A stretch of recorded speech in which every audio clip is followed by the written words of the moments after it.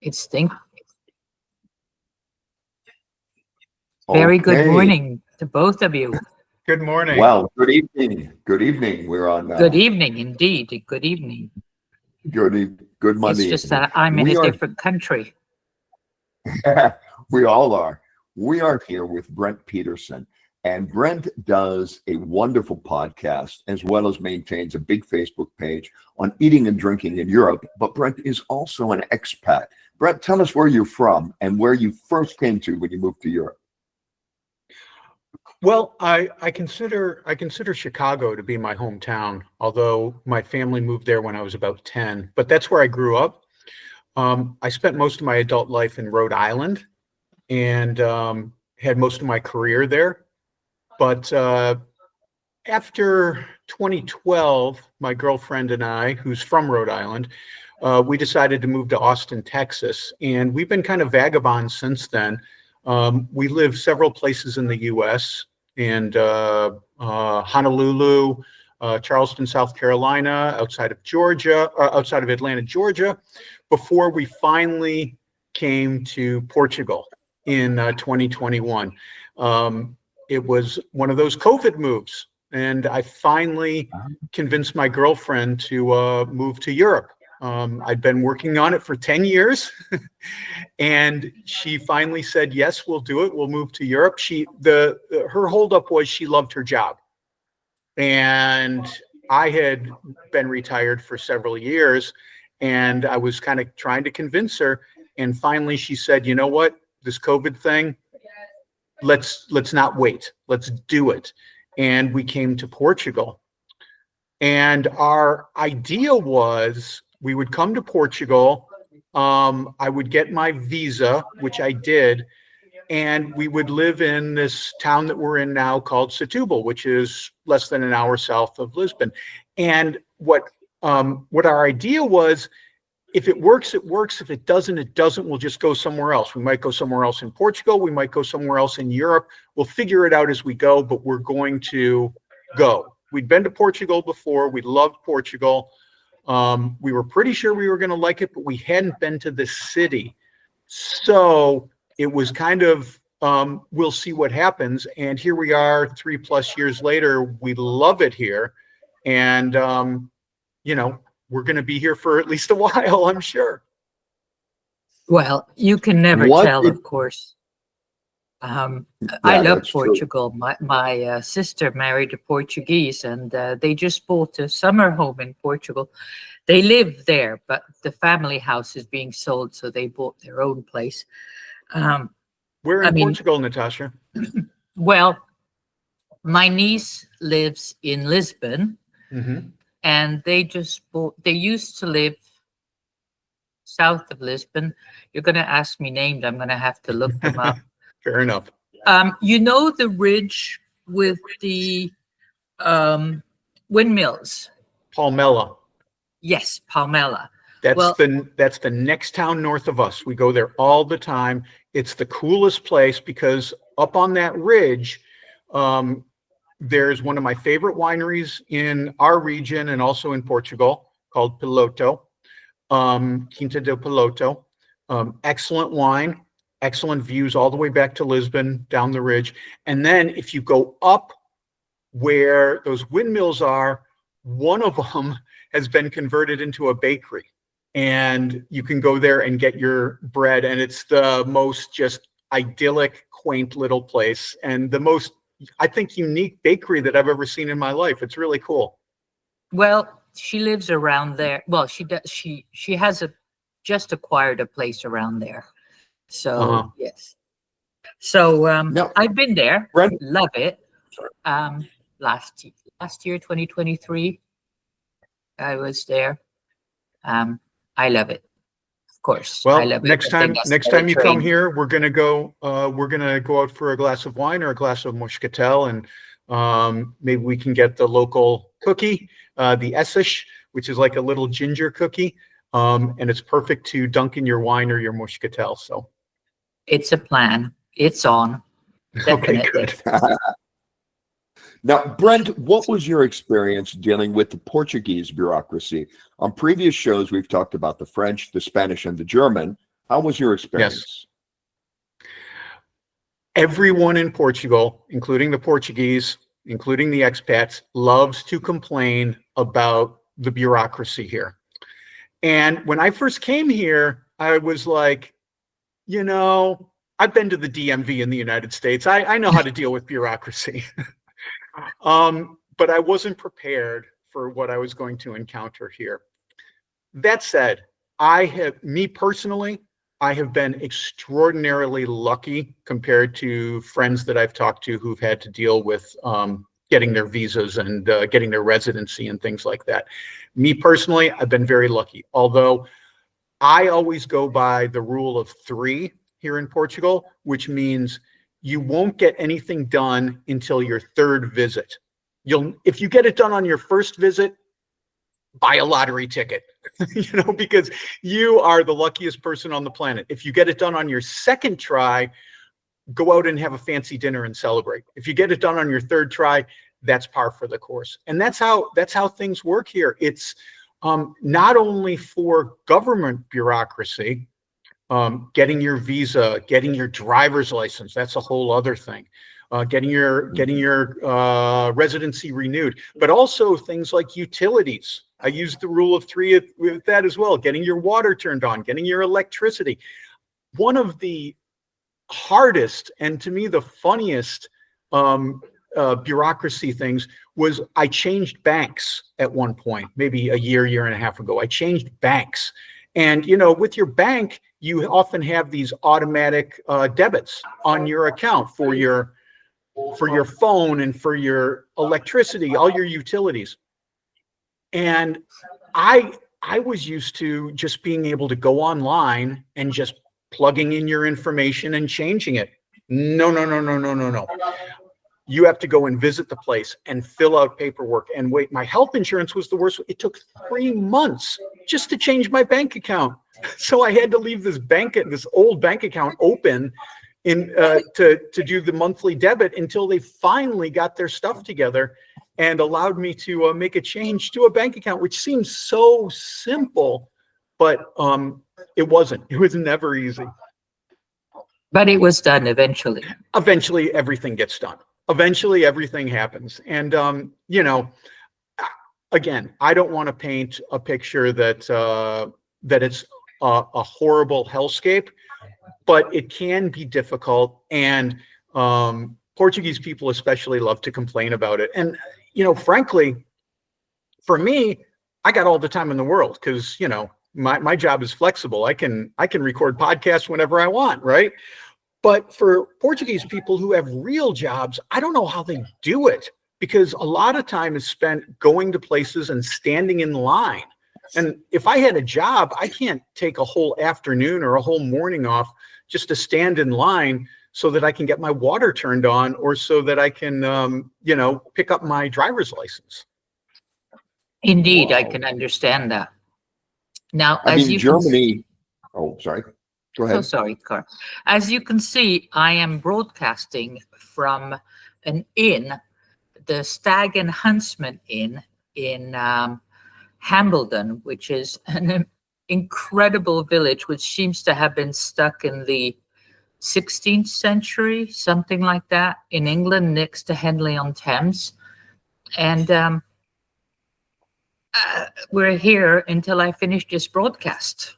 So all right. I am in the bar. So if people start coming in. Okay. Did you get a drink? Did you get a drink to prepare for this talk? Coffee. Okay. All right. We've been here 3 nights. It's amazing. It really is amazing. It's sounds lovely.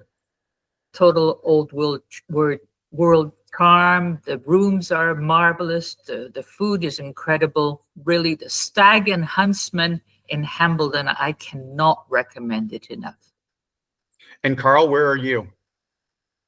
Right now, I'm in Sevilla, Spain, running wine tours. Oh, I love Sevilla, and I especially love Sevilla in wintertime. The decorations, we were there, it might have been last Christmas, but maybe it was 2 Christmases ago.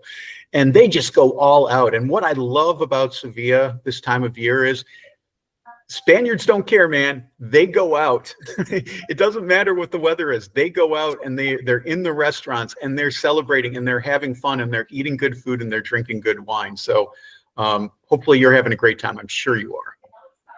I really do love this town, and you can be outside because they have those enormous gas heaters everywhere, keeping you very, very warm when you're sitting outside.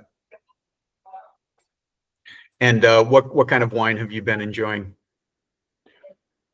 All of it. I'm really a fan of the Ribera del Douro, which has a grape in common with the Portuguese Douro, but it is a completely different animal when it's made in Spain.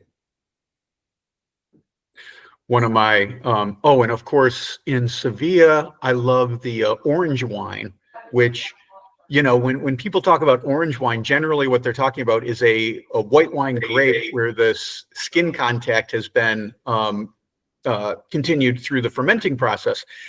But in Sevilla, it's different. They have wine and they add the bitter oranges that are grown in the area. So you get a completely different thing. So if you go down to Sevilla and you ask for orange wine, don't expect to get a white wine with skin contact. It's something completely different, but it's delicious and it's fun to try something so completely different.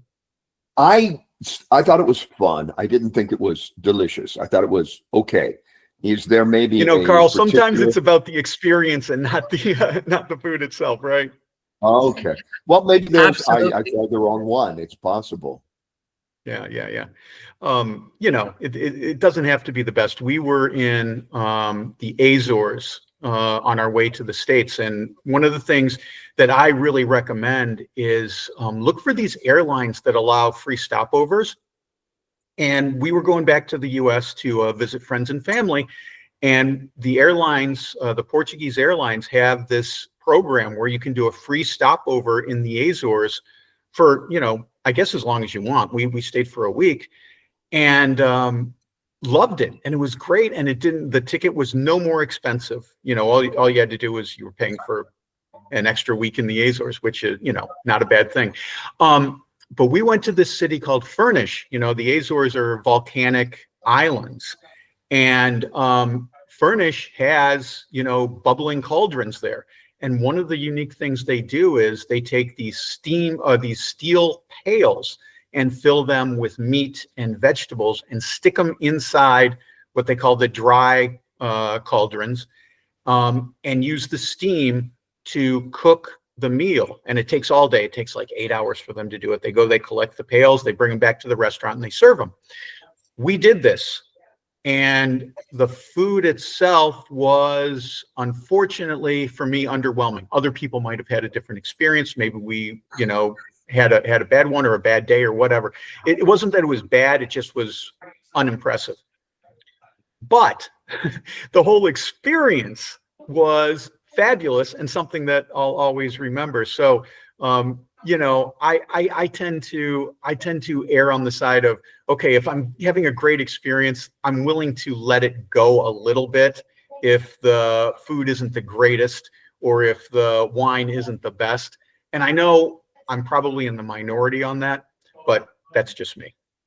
But no, you're absolutely right. It's and Carl, of course, agrees with me. The experience is 3/4 of the whole thing. You know, like the way they make Turkish coffee in Greece. Yes, as in Greek coffee with sand, hot sand. Oh my goodness! Than a stovetop. Oh, wow. The coffee is coffee, depending on which grain they use is all right, you know, but the experience of the coffee making is what's worth it. Actually, there's a place in Athens that I know of that does it on that. And I wanted to get behind it to find out what they were doing and how they were doing it, because it is a sand. That's all you see. Underneath the sand is a layer of metal. Underneath the metal are gas flames, keeping the sand at the perfect temperature to make the coffee.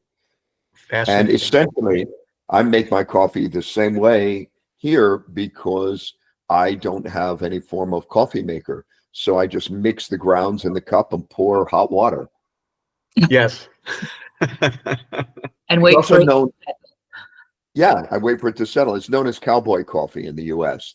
because Right, that's how they used to make it when the settlers were camping. I didn't realize we can get off on a coffee tangent if you want, that coffee goes way, way back in the U.S. And even when the country was originally being settled, we hear about the Tea Party, but coffee was very important to the early settlers. Fascinating.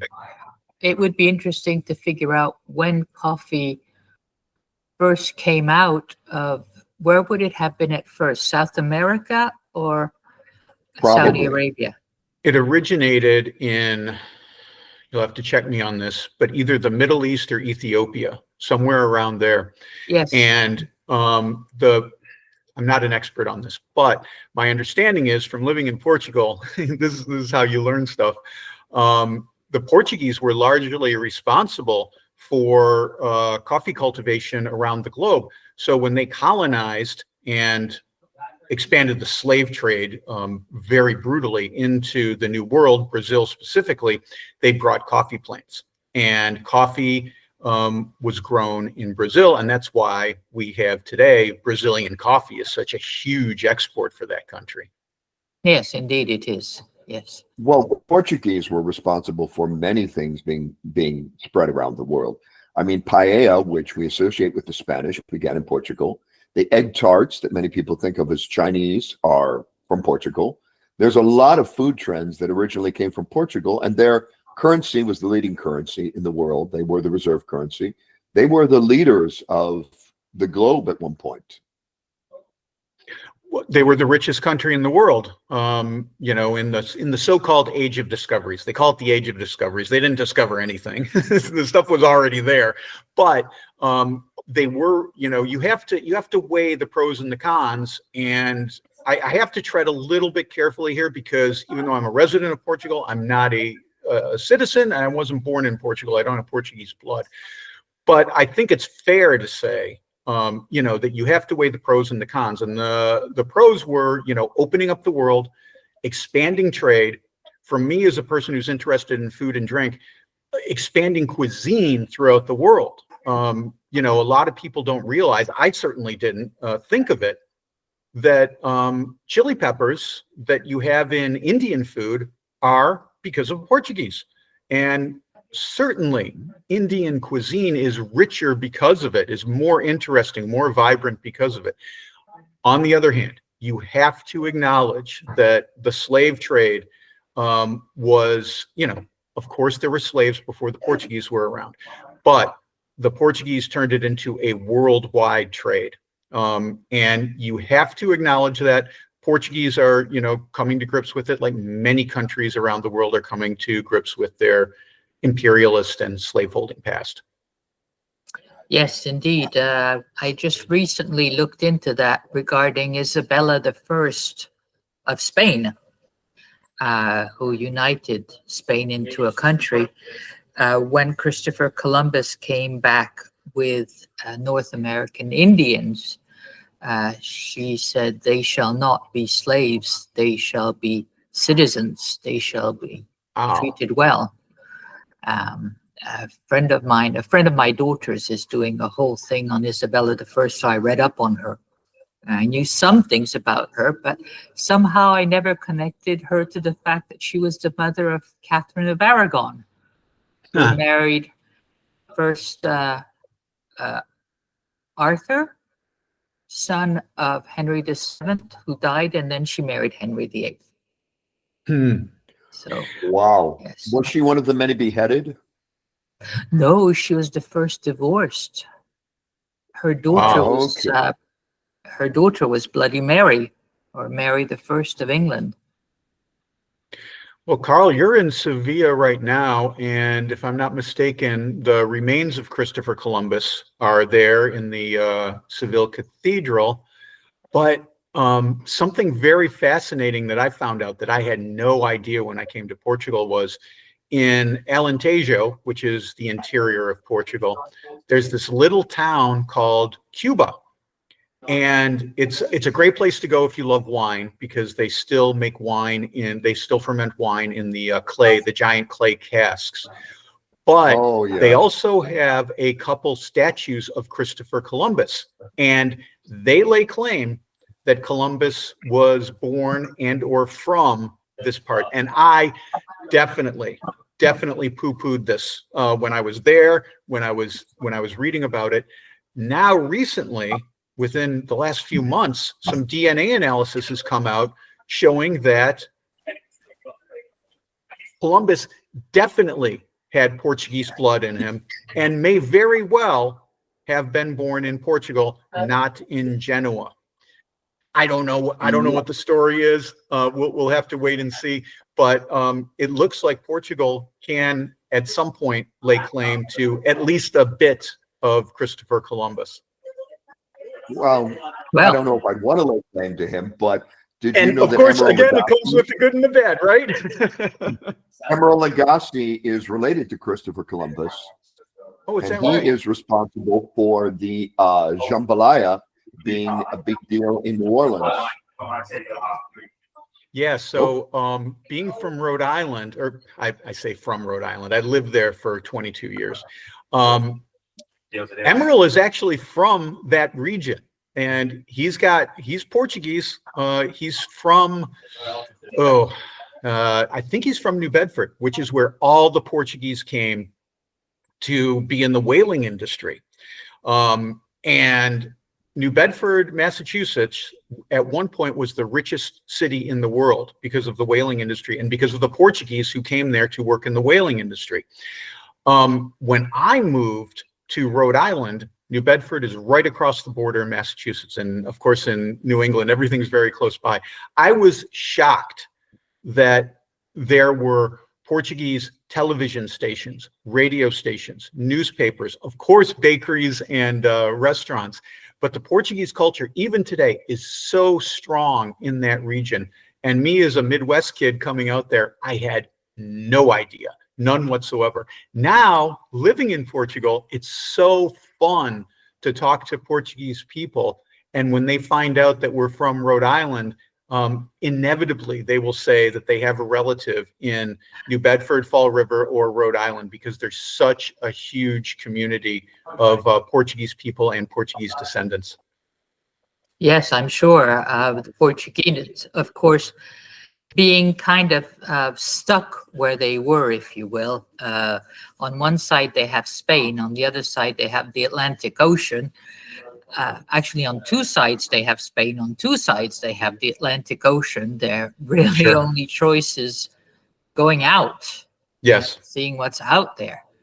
I mean, so Vasco da Gama was Portuguese.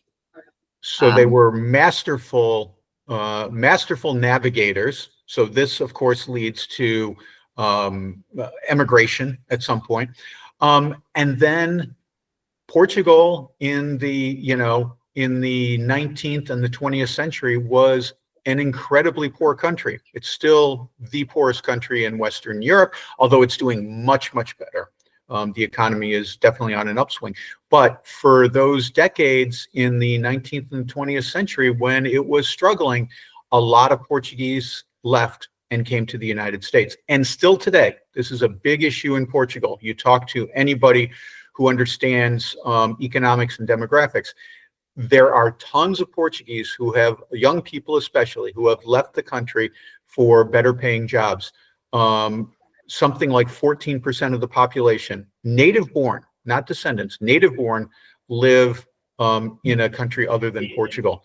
A huge percentage of people living in Switzerland right now are Portuguese because the jobs are just so much better paying and the opportunities are so much greater. Even though the cost of living is higher, it's way outstripped by the money that they can make. So you inevitably talk to people who are my age, even younger, and they'll have a child, an adult child, who lives in a different country other than Portugal because of economic opportunities.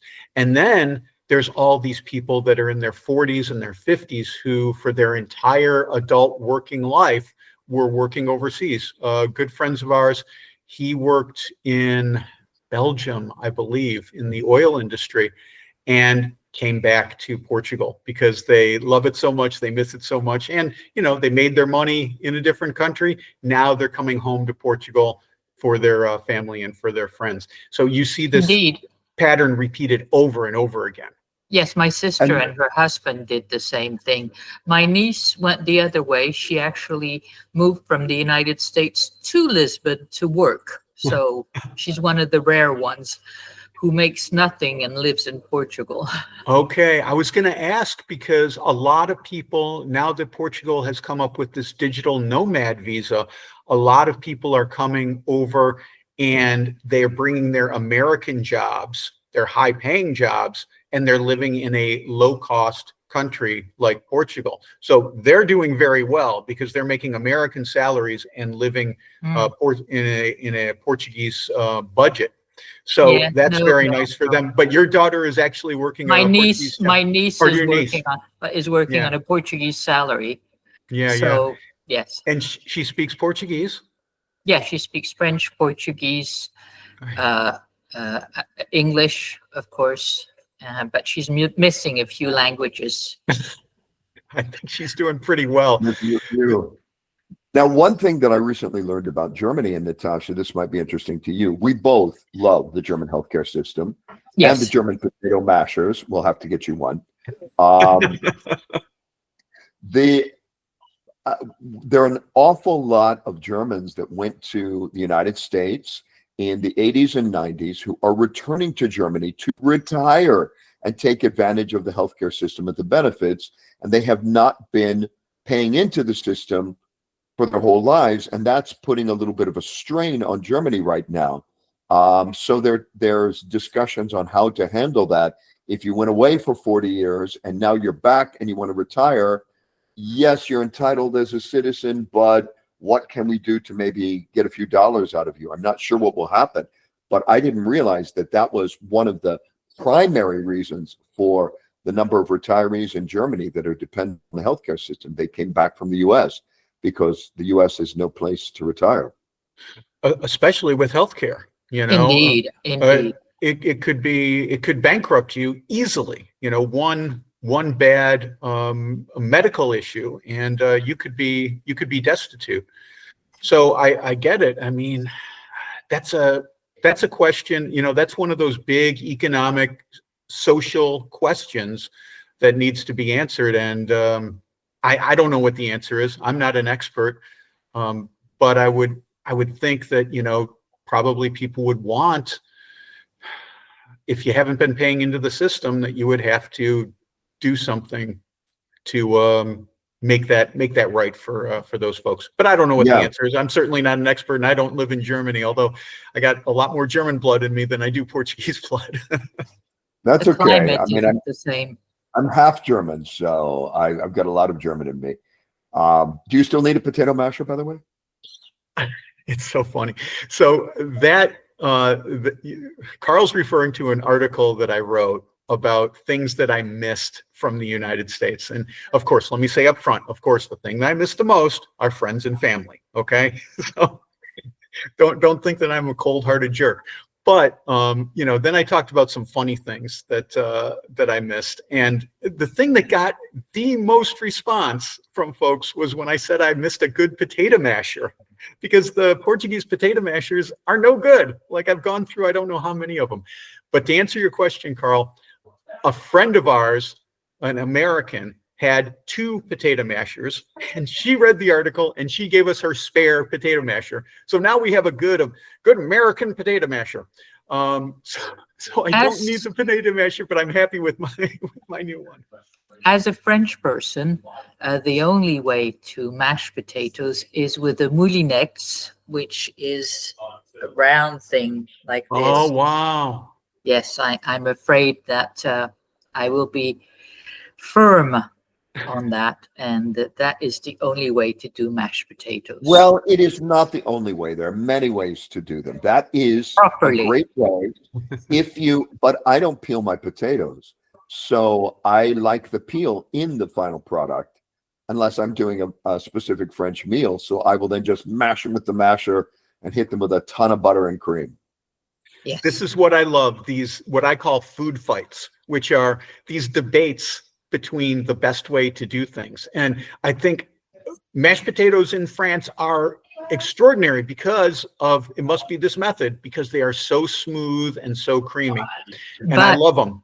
But not as if you use one of those soup things, you know, that twirl really fast. Oh, the Emerald Lagasse calls them the boat motor, the immersion, exactly. the immersion blender. Immersion blender, yeah. That is the worst thing to use to make mashed potatoes. They Then get they get gummy. gummy. Exactly. Yeah, Exactly. Now, when I was working with a French chef, Jean-Michel, who's a friend of mine, in Paris more years ago than I will admit to having been alive, he used to do the moulinet method and then put the potatoes in the oven on a low heat overnight so that they would almost dry out so that he could incorporate more butter into them for the final product.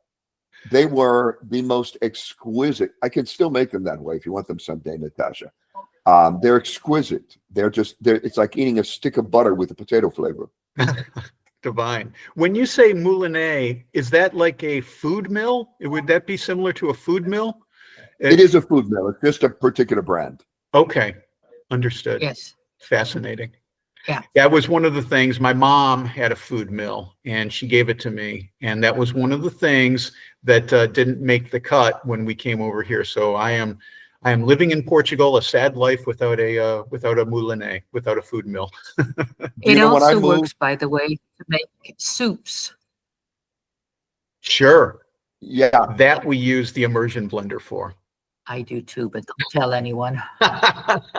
It works great for that. Oh, Carl, we seem to be losing you, dear. Yes. You'll come back. Bring in. Yes, you'll come back. So yes, the moulinet is to make mashed potatoes and to make soup properly. But my mom always used it when she was processing tomatoes into tomato sauce. I never did that. I always used the old school method of blanching them in boiling water for a minute and peeling off the skins by hand. But that's what she used it for. But when I got it, we used it for all kinds of other different things. Now, my aunt, Tanya, who's 92, and I hope to be her one day because she's amazing, recently almost missed her flight in France to buy the kind of thing that you make minced meat out of. You know, you make meat, put meat at the top and you turn it and it comes out the side. Yeah, what is that even called? But it makes like sausages and stuff like that too. Yeah, you put the meat, you turn, and it comes out in strings on the side, and it's maybe it's just called a meat grinder in English. I'm not sure. Well, she uses that to make ayvar, which is she uses that for the red peppers and everything, and that's how she makes the ayvar, the old-fashioned Croatian way, because I'm half Croatian. Oh, wow. So yes, so that's kind of like a moulinet thing. Does she still live in Croatia? No, she used to be curator of Yale University for Slavic languages in New Haven. Wow. In New Haven, and she lives in Guilford, Connecticut, and she's retired and recently took a long trip to Hawaii to see her grandson. Oh, nice. Yes. Does she ever talk about New Haven style pizza? Ever go to Pepe's? You'll have to ask her about. We probably did. My sister still lives part-time in where? Larchmont, Mamaroneck. Okay. Yes. So. We were in Croatia in 2011 and Istria mostly, but also Zagreb, and absolutely adored it. And in fact, we loved it so much that on the plane ride home, I was inspired by an idea that I got that wound up being my novel called Truffle Hunt, which in just a couple of months will be celebrating its 10th anniversary.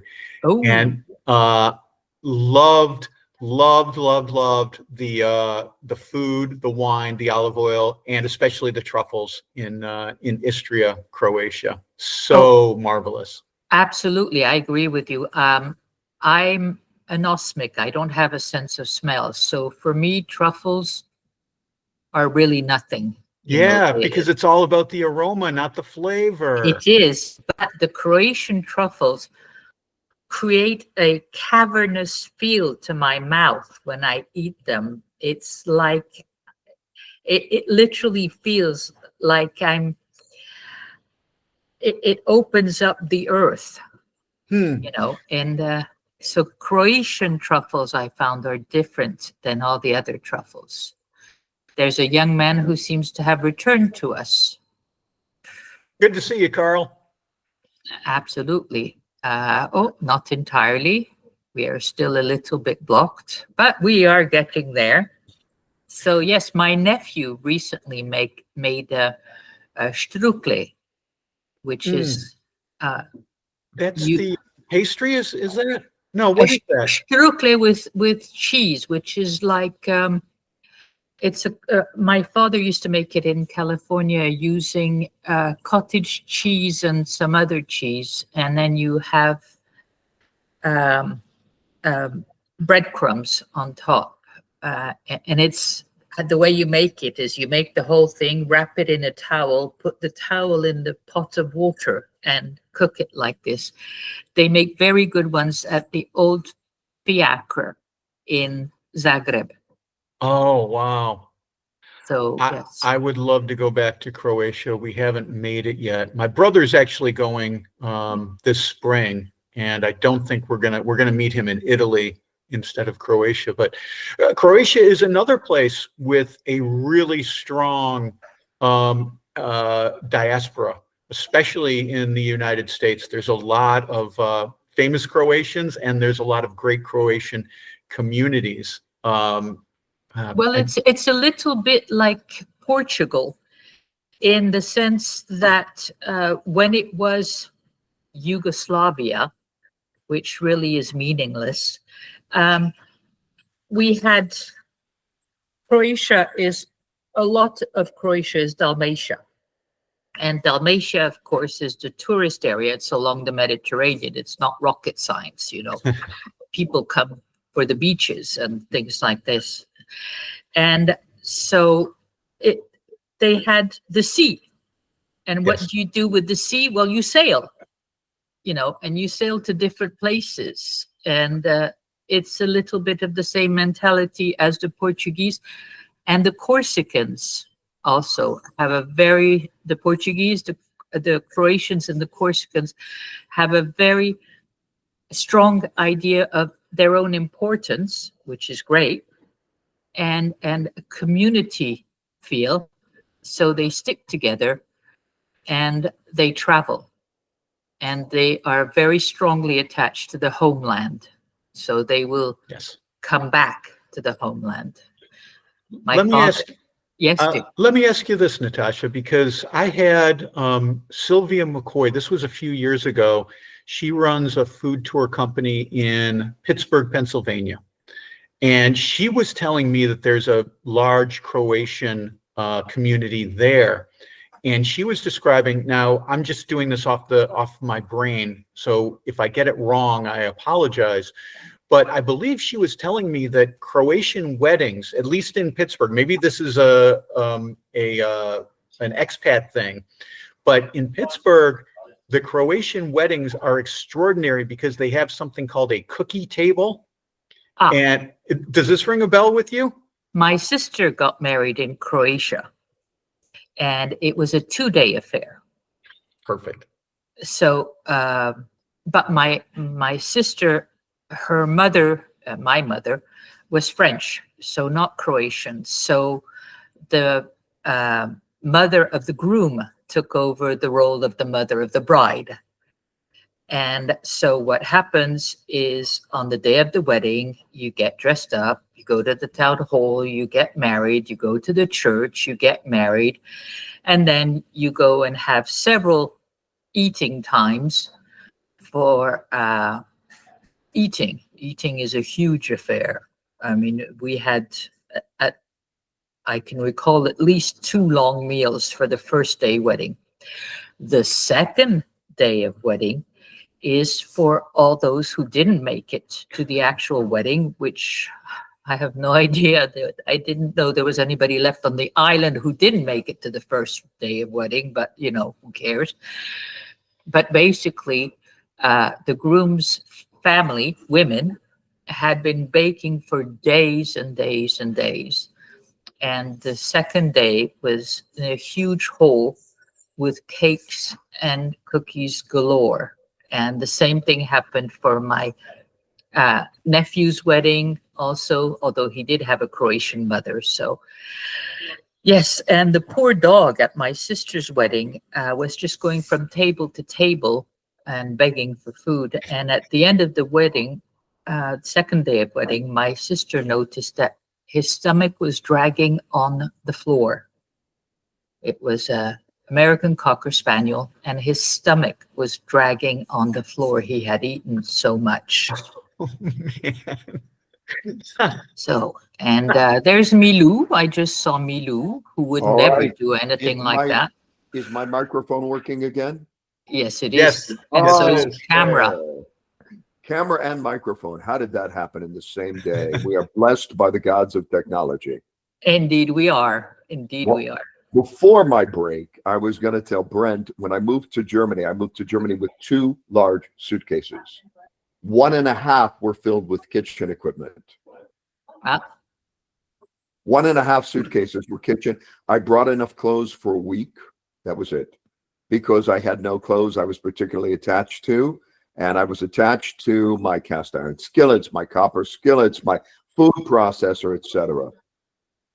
Indeed, indeed. This all sounds very familiar, Carl. We were very reluctant to part with a lot of our kitchen equipment, and some of it we had to. There was just no way we could bring it. But the nice all-clad and all that stuff that had to come, and I'm glad that we did, because nothing beats quality cookware. You can work around a lot of bad stuff in a kitchen. You can't work around bad cookware. So I'm glad we've got, a couple nice skillets and some deep saucepans and things like that, because it makes life so much more pleasant. Where I'm Indeed. staying now is a tourist apartment. I move on the 1st of January, but it is woefully inadequate. But Aldi had a slow cooker, one of those little clay pot slow cookers on sale for $9.99 before Christmas. And I've been using that almost every day. It's the best piece of kitchen equipment in this badly equipped apartment. Our place is very typically Portuguese. It's, I would compare it to a galley kitchen. Portuguese kitchens are typically long and narrow and have insufficient storage space.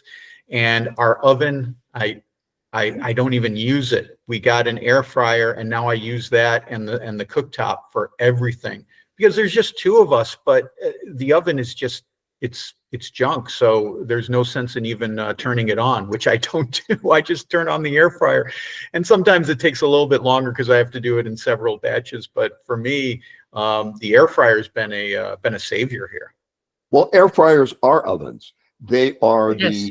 Exactly. They are the convection oven rebranded as an air fryer. Exactly what I was going to say. It's just a great branding opportunity to call it an air fryer. It doesn't fry anything. The Sunbeam grill was around for 60 years before the George Foreman grill.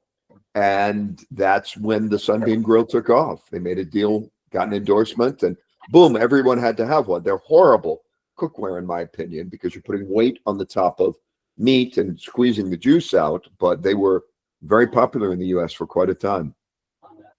Great marketing on that. Although, that's kind of different from the air fryer, which is actually a quality product. But it's like in the 80s, it's like, why are you squeezing all the flavor out of this thing, man? What's the point? I love air fryers, even the convection ovens, whatever you want to call them. They are great to cook with. And I have one in Berlin that makes the best roast chicken you can imagine in 40 minutes. Okay. Yeah, ours has a little rotisserie on it too, and I've never used it. I guess I should check out that feature. I've never bothered. I was roasting a chicken probably every Sunday, small one. I would get the, coquelette or something small, and they are incredible for that. Nice. Well, I must try that. Do you have one of those at home? No, Penelope does. My next door neighbor has an air fryer, so I make her do all the vegetables. Okay. It's great for roasting vegetables. Yeah. It's especially good for asparagus when asparagus goes into season. It Yes. takes only a few minutes, and I love roast asparagus. That's very true. Yes.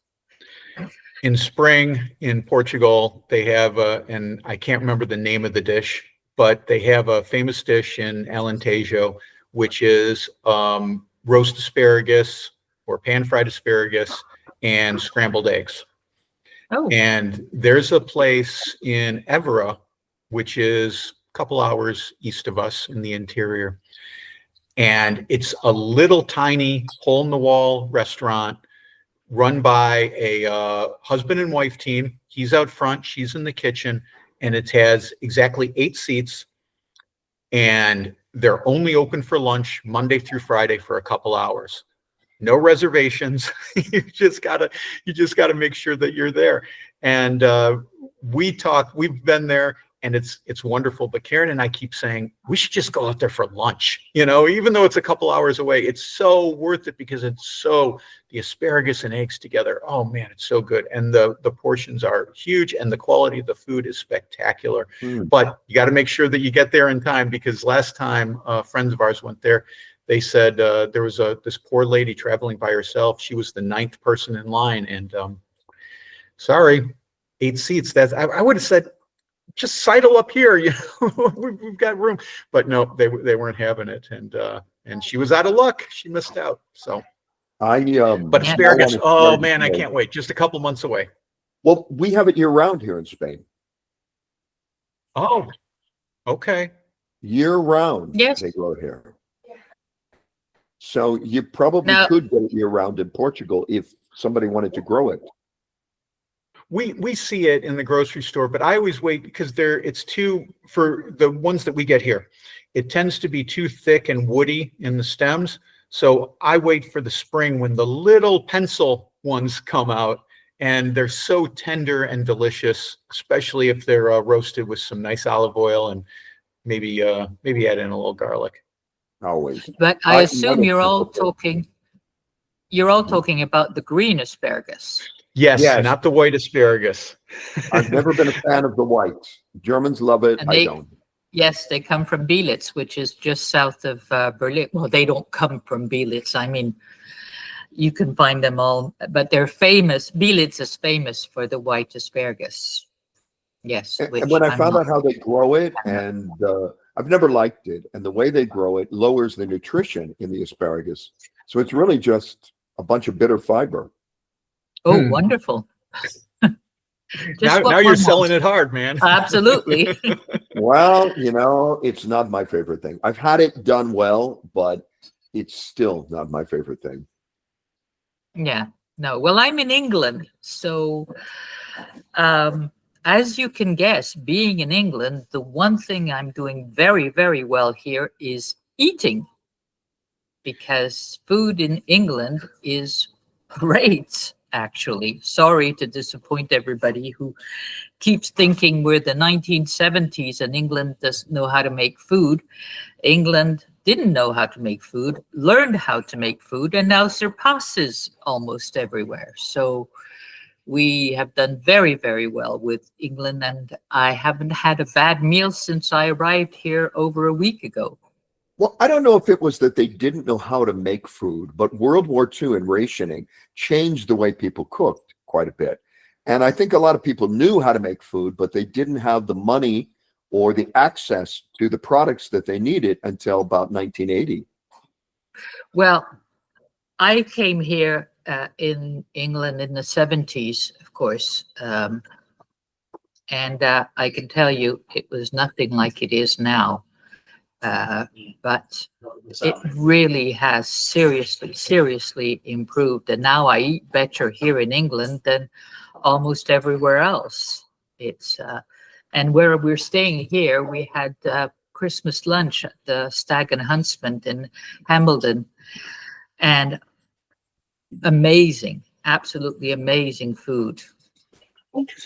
Not only the native cuisine has improved markedly, but this is another place where immigration has elevated the cuisine to whole new levels. I mean, amazing Indian and Pakistani food in England, and all kinds of diasporas that are coming to England that are bringing their cuisine with them, and so it becomes so much more vibrant and interesting. I'm thinking about making a video. I also have a YouTube channel, and I'm thinking about making a video right now about the changing face of Portuguese cuisine, because Portuguese cuisine tends to be one thing, but there's a very strong immigrant community. Even in our city, there's only 100,000 people in our city, but even in our city, there's Nepali restaurants, there's Indian restaurants, there's a Bangladeshi restaurant just opened. So there's all kinds of interesting, different kinds of foods that are coming here. And I'm going to be really excited, not only to try all of these different cuisines, but to see if at some point in the future, if they don't find a way to be then integrated into the existing canon of Portuguese cuisine. Because you go into a Portuguese restaurant now, and a Portuguese bakery, and you will find Brazilian sweets in there right next to all the other Portuguese sweets. And Portuguese people don't think of them as Brazilian per se. They just think of them as, these are things that are in our bakeries now. And it's enriched the culture here immeasurably, in my opinion. You say when you go to, you mentioned previously that Portuguese cuisine was really only one thing. Which one thing were you referring to? Well, don't misunderstand me. I'm not saying there's only one flavor to it, but Portuguese cuisine tends to be, how do I put this? Rather unchanging over the years. So when I say one thing, it means it's been this way for quite a while. So the bacalhau, is prepared in a traditional standard way. Okay. We have the same in Croatia, by the way. Right. And in Spain. And there's nothing wrong with that. People love traditional cuisine, but if you want to keep changing and evolving and moving forward, you have to have new infusions into that cuisine. And I think the immigrant community that's coming in, because Portugal has been trying very hard to bring in new blood because of what I described earlier of native-born people leaving for better paying jobs. So it's fascinating to me as an outsider watching these folks come in, open up amazing restaurants. We didn't cook on Christmas. We went to a Nepali restaurant for Christmas and had the most amazing meal. But as I move on here, I wonder, are some of these Nepali spices going to find their way into bacalhau dishes at some point in the future? It's not going to happen today. It's not going to happen tomorrow. But, is there going to be this cross-pollination happening, what's called transplanted cuisine? And I think it's a very exciting time here in Portugal and throughout a lot of Europe, really. I really hope that Portugal doesn't give up the clams they make with the butter, parsley, and garlic, because I have to say that's one of the main reasons I would come to Portugal, especially going to that little restaurant down on the port, the one that you can't drive into or very little. Yeah, I know the one. Oh, and Lisbon. Yeah. In Almada or no? Lisbon. No. Okay, because there's a great restaurant across the river in Almada that's right on the water, but you're talking about something else. Yes, but I did go to that restaurant in Almada. That was great. The first one, when you pass the the quays. You have all these warehouses, and then you have the restaurant. That's the first one we went to. But no, that's a port somewhere south of Lisbon, where you go through the national park, and then you have to park the car and walk. And there's only a row of houses. And yes. Oh my goodness, I can't believe this name is escaping me.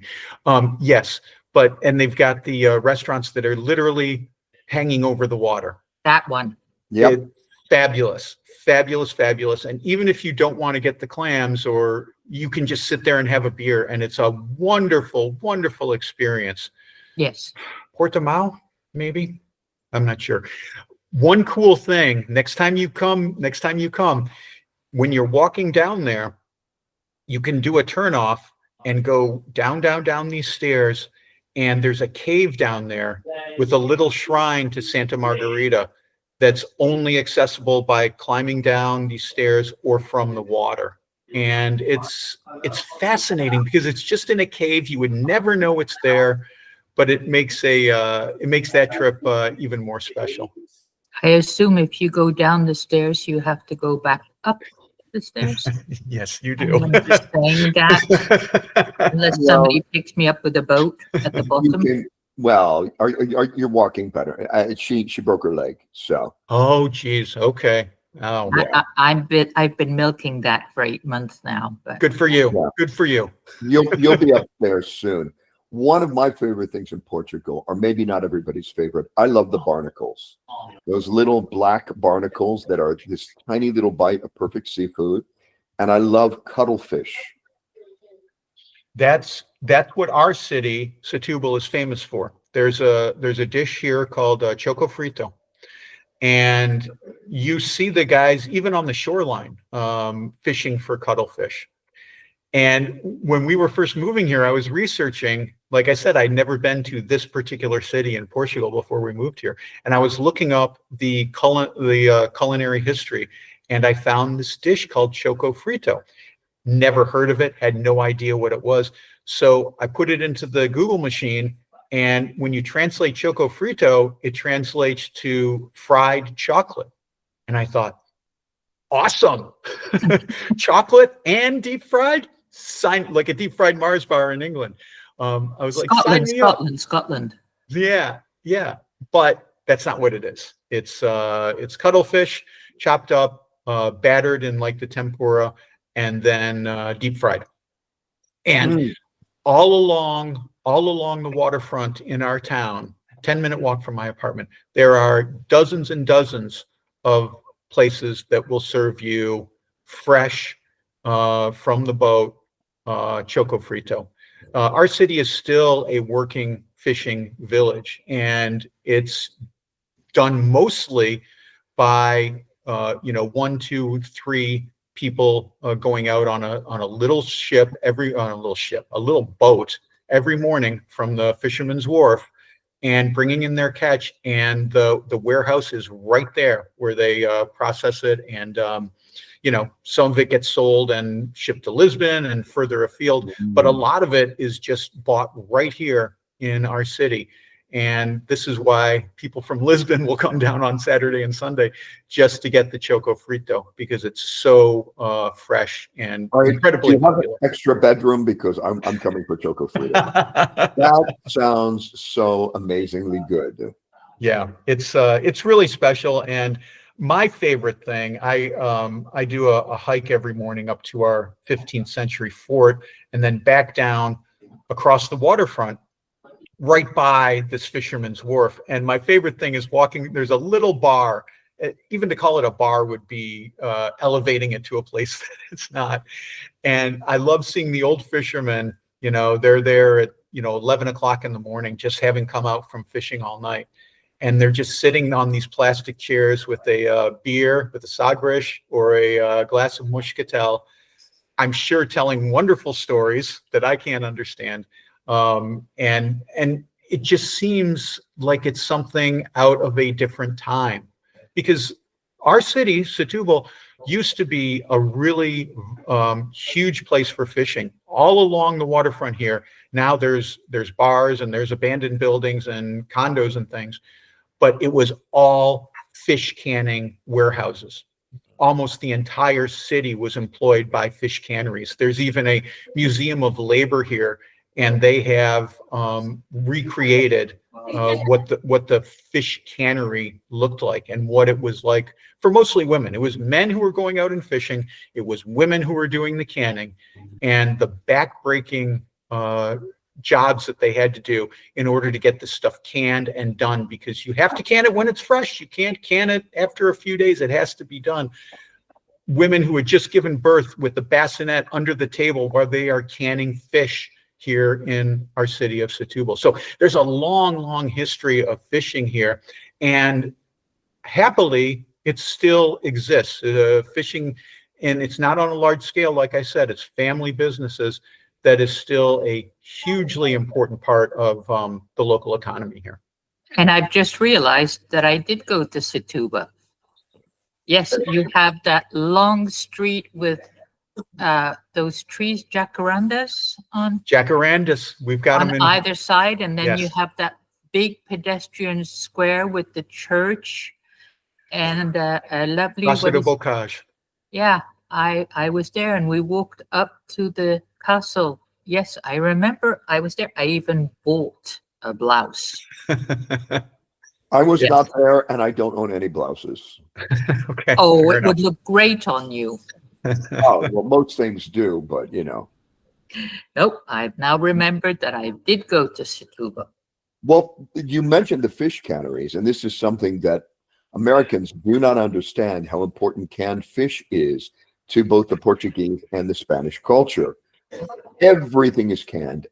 Initially on the wine tour, I was trying to present these incredible canned mussels, and people were really upset at having to eat out of a can. Yeah, they go ahead. I'm sorry, Carl. No, that's it. They just didn't get it. They didn't get the concept. Yeah, because Americans, like, when I grew up, things like canned anchovies were very much looked down upon for good reason. You know, they weren't that flavorful. They were just salty and fishy and not very interesting. But what people don't realize is this is a huge part of culture, and it's a completely different animal. It doesn't taste salty and fishy like you would expect from a bad anchovy pizza or something like that from the 1970s. So when you come here, especially when you go to Lisbon, there are shops that are just dedicated. They look like a big candy shop. They're just decorated floor to ceiling with different kinds of canned seafood. It's a fascinating part of the culture, and it's really very important. And if you want, if you're coming over as an American, you can grab these and put them in your bag, and I'm 99% sure perfectly legal to bring a few in your bag. Yes, and to if it's canned, you can bring it back to the US. Yeah, bring it back. You can. It's a great souvenir. Yeah, and edible souvenirs have always been my favorite. The best. I have been smuggling food since I was a little kid. All kinds of things. I remember taking a whole jamon from Spain, my first trip back to New York. You're walking with a limp as you got this thing down your pants. No, I have. It's kind of disgusting. Do you want to hear my trick for smuggling? Of course. Food? Yes, of course. Okay. This is how I've always smuggled food. You take a pair of underwear, you turn it inside out, you smear it with chocolate, and then rub some fish guts on it. So the smell becomes overwhelming. You put that on the top of the luggage with the smuggled food underneath it. So in the beagle, many times they've never sniffed it, but if they sniff something, then they open your luggage, and that's what they see. That happened to me in New York with the whole jamon right there. She looked at it. She was horrified. She zipped up my suitcase and she goes, "It's okay, baby. We all been there."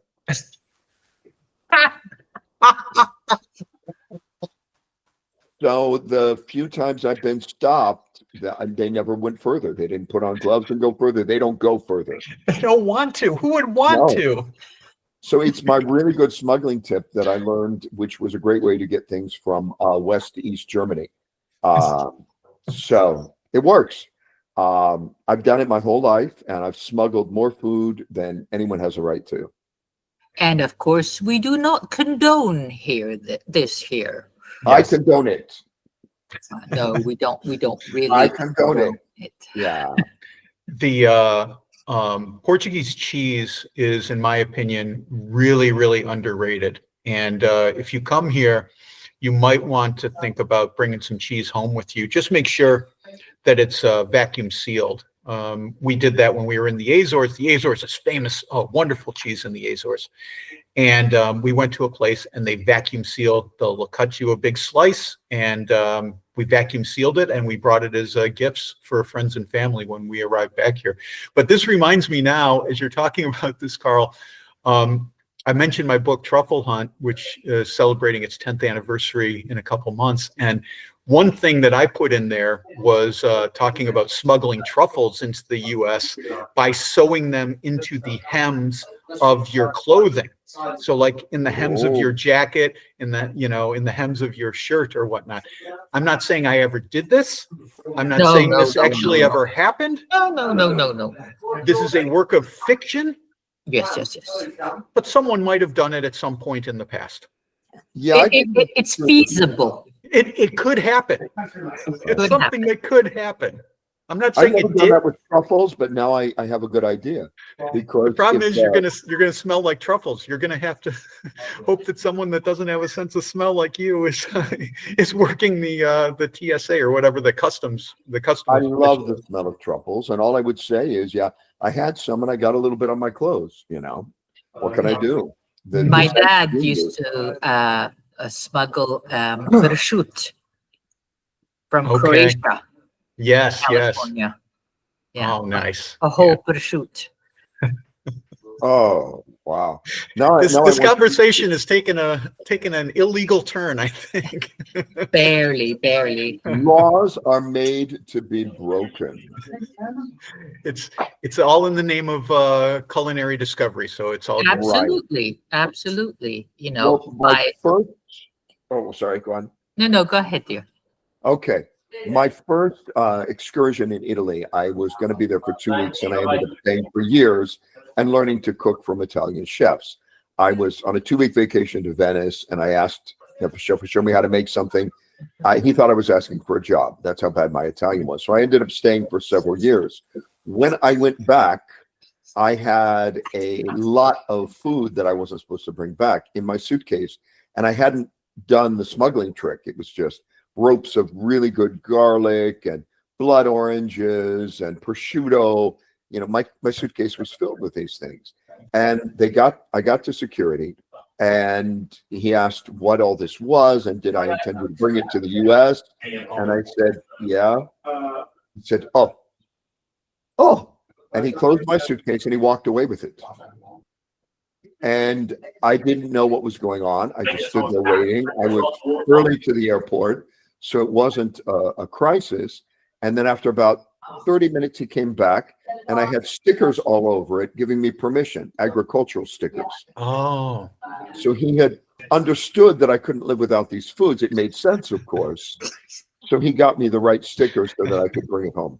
Was on the Italian side or on the American side? The Italian side. Yes, that would make more sense. Of course. I mean, I told him how bad garlic in America was, and it had no flavor, and blah blah blah blah blah. Oh, see. So he understood completely, and I got all the stickers, and I brought it all back. He felt sorry for you. Yes. Well, yeah, totally understood. And this, those of us who live in Europe now, the garlic in the U.S. tends to be very, very mild. Yes. I don't remember how garlic tasted because that was back in the mid-'80s, early 80s, so I don't remember. Well, a lot of the garlic comes from either China or Gilroy, California, and it's almost sweet and mild. It doesn't have the sharpness. So here you might use a clove. There they use 5 or 10 cloves to try to get some flavor. I always use a whole garlic, whatever. The whole bulb? The whole bulb, whatever amount it suggests. I just use the whole bulb. Well, good for you. Yeah, I wouldn't think of, just taking one bit off. I just do the whole thing. Well, it depends on what I'm making, but I sometimes use just a clove. Spanish garlic is particularly strong. The purple stuff. Mm. Yeah. Yes. Yeah, but no, I just use the whole thing because why not? It's one of the clues to cooking. You can never have too much garlic in my house. I was cooking for my mother, I can use almost no garlic because no matter how much is in it, she goes, "Oh my gosh, this has too much garlic. Oh, I can't eat it." Yes, my best friend doesn't like garlic. She will tolerate rubbing the garlic around the salad bowl when she makes a salad, but then you can't drop it in the salad. You have to take it out. That's the extent of the garlic you can put for her salad. Fair enough. She doesn't like garlic. She doesn't like garlic. I don't like mushrooms. So each to his own. Oh. And I don't like chicken, as Carl knows. But you'll eat chicken. I'll eat chicken. And I've reached an age where I eat everything that's put in front of me and say, that was delicious. Because, one has to be polite. So. Of course. But there are things that I don't like. I pretty much eat everything too. How about you, Brent? Is there anything you just will not try? I have definitely the stuff that is off the list. But you know what? I try to be as adventurous as possible. If there's something that I haven't tried before, I'm definitely going to try it. But we have the tried and true things that we stick with in this household. Although we are trying to expand, we found there's a little bio market, and if there's any Americans listening, that just means organic, in our city, and it's tiny. There's only a couple of vendors, and they grow a lot of stuff. I was talking to one of the farmers, and he said he was going to go plant 9,000 strawberry plants, but they grow mushrooms. And so I've really, sorry, but they've been, so we've been getting these fresh, delicious mushrooms. So I've really been experimenting a lot with mushrooms, specifically oyster mushrooms and king oyster mushrooms, where I cut them like little circles and create kind of similar to a scallop in the cast iron pan, and it's lovely, so good. I think mushrooms are really turning into something that is being looked at as a sustainable food and a good source of a lot of nutrients, and they're so versatile and flavorful. You can do so much with them. So I'm very, very sorry I don't like mushrooms because I'm a huge fan of Lord of the Rings, and hobbits love mushrooms. And so I've been desperately trying to like mushrooms, maybe because I can't smell. And if you take like the little white button mushrooms, they are just basically slimy, and I'm not very good with slimy things. But if you talk about wood mushrooms like morels, I adore morels, or girole, or piffelingas. These wood mushrooms I love. So I try and be as much of a hobbit as I can. But the little button mushrooms, I'll eat them if they're in a dish, but they're just too slimy. Yeah. Well, yeah. Karen didn't like mushrooms when I first met her years ago, and I brought her over to the mushroom family. So there's still hope for you. Yes, indeed. My husband has been trying for 34 years now, almost 35 years, to get me to like mushrooms, and we haven't quite gotten there yet. Have you tried shiitake mushrooms? Probably have, and said, thank you, that was delicious. They're not slimy at all when they're cooked. They're almost meat-like in their texture. I don't mind that, but yeah, chances are you will get my standard. That was delicious. Now I know if you ever say that to me, you hated it.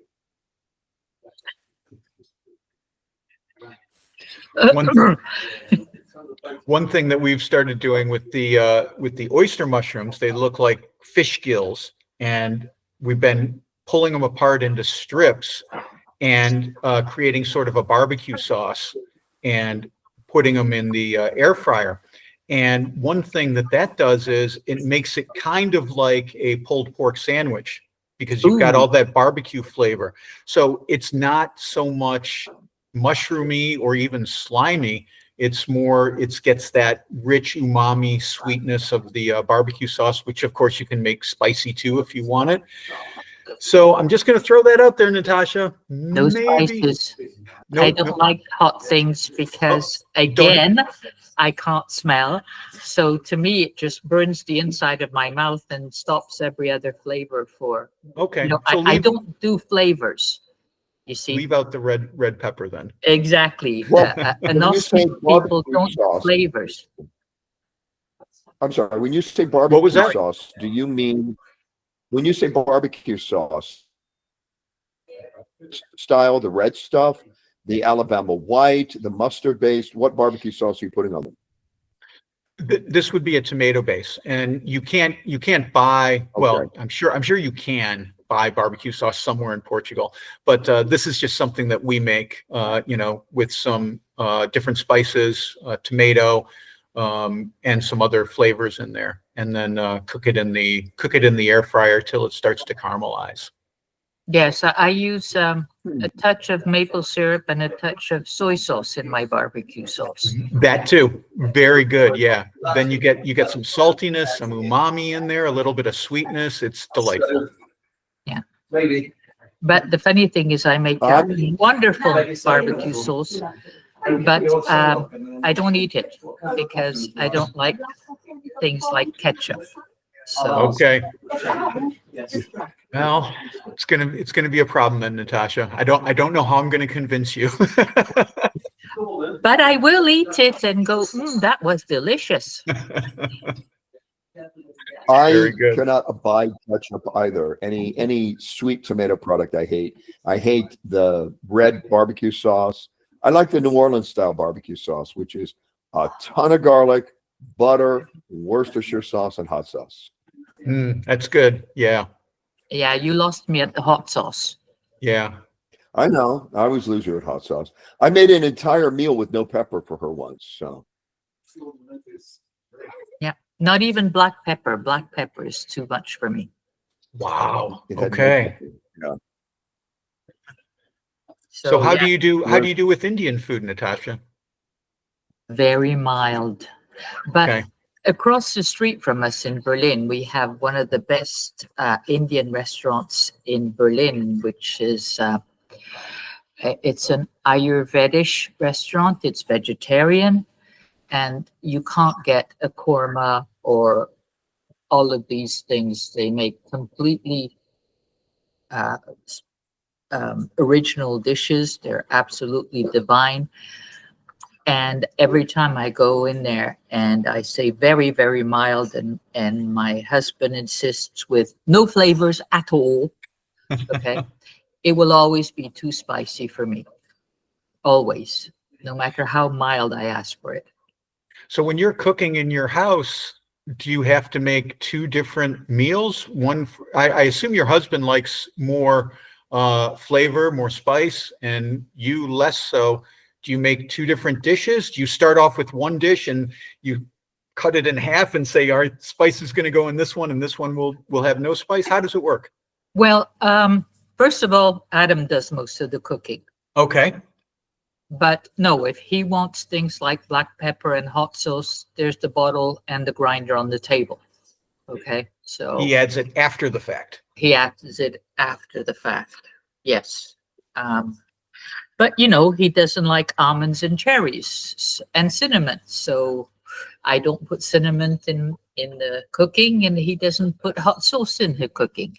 You see? Very good. That's why you've been married for 34 years. Very strange man. Adam doesn't eat pizza. Oh, No, he's not fond of pizza at all. the only person on the planet doesn't like pizza. I thought pizza was universal. No, it isn't. No, he finds it very just lazy. He finds, I mean, I'm sure if he were to make it homemade, it might be something else, but ordering a pizza for him is basically giving up on eating. Well, there are places where it's been raised to an art form, so maybe he'll find a pizza that he likes somewhere. So when he goes to the opera, I order a pizza. Very good. Very Is the good. pizza any good at the opera? Because I've never had good food at the opera. No, I stay at home and have a pizza. He goes to the opera and has a pizza. Okay. Yes. Okay. Yeah. Gives me I would 6 do that. hours. Yeah, to eat my pizza. And what's the pizza like in Berlin? Depends where you order it from. Sure. I usually order it from Portofino or from Osteria, and it's just fine. I prefer my pizzas the same way I prefer my pasta, which is in restaurants, especially. At home, I'm open-minded, but in restaurants, I will just take the one with tomato sauce and basil, the plainest one. Pizza will be a margherita, the Okay. plainest one. Because if they don't know how to make these, then once I've ascertained that they know how to make pasta correctly, I might go more inventive. But you start with the basics, and if they can make the basics all right, then we can go for something more adventurous. I always say when I go to a gelato shop, I'm a self-proclaimed gelato snob, and I say, if the pistachio is good, then everything else will probably be good. And the same goes for vanilla. If they can do vanilla properly with real vanilla, then you might get some other flavors that work well. But trying to do all this other fancy stuff without getting a good base to it is it's not good. Not good. No, I totally agree with you. We are now echoing with Carl. Oh, we've stopped. Okay, good. Well, Adam's favorite flavor is always vanilla. Vanilla's highly underrated. Absolutely, that's exactly what he says. He says as long as they know how to make vanilla, we'll be all right. And use real vanilla bean. Oh, then it's unbelievably good. But if it's just vanilla flavor, vanilla extract, then it's crap. Yeah. Sorry. Yes, I agree with you. Do I have sound? No, I don't have sound. Okay. Yes. Yes, you do have sound. I can hear you. You have no image. Don't like vanilla because of that crappy artificial flavor. That's why they think vanilla is no good. They've never had vanilla. Indeed. Indeed, I very much agree with you. It is, you have to see those little black grains. Yes. Which is, I don't understand how you could have like vanilla liquid stuff. It just doesn't make any sense to me. It's those little pods. I can make it's the same place where truffle oil comes from. Yeah. Madagascar. My poor Carl, you really are having terrible difficulties today, aren't you, dear? I have no idea why. Yes. No, neither do I. Well, let's hope that the next time we get together, your computer issues are much better. But you haven't been very much here for this interview, have you? No, I keep coming and going. You do. Now, Brent, we've talked at length about Portugal, which I'm always delighted to do. What other country has impacted you in the food and drink industry? Well, Italy primarily, for a couple of reasons. First of all, Karen, who I've mentioned in here, her and I have been together for quite a while, and she's an American, but she has Italian citizenship. So Portugal or Italy would be the place after Portugal where we've traveled the most in Europe. We started going there a quarter century ago, and we spent a lot of time through most of the regions, and love going to Italy. We're planning on going back to Puglia and Abruzzo this coming spring. So that is wonderful, primarily because, for her heritage, it's exciting for me to go there and see how she reacts, but also to explore the food culture, of course, because every city, every town, every region of Italy is so different than the others. So, indeed. Yes, I was going to come to that. We talk about Italian food and just group everything under the name Italian. But even something like spaghetti bolognese will be so different from one place to the other. And this is what we spend our time doing now, is we go to these places and we're like, okay, what's the thing from here? Wherever we go.